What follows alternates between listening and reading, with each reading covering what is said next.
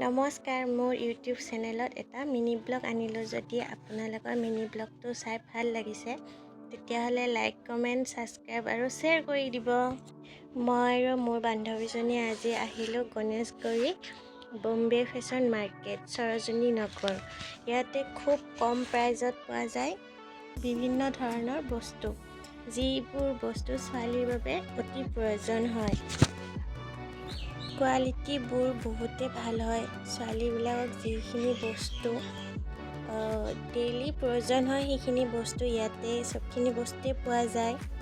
আপোনালোকে দেখা পাইছে ভিডিঅ'টোত। আৰু ইয়াৰে প্ৰাইচবিলাক বহুতেই কম, 10 টকা, 20 টকা, 50 টকা, 100 টকাতে পোৱা যায়, কিন্তু কোৱালিটিটো বহুতেই ভাল হয়।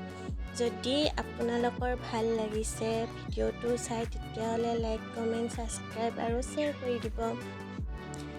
মাৰ্কেটখন আছে বম্বে ফেশ্বন মাৰ্কেট, গণেশগুৰি, সৰোজিনী নগৰ।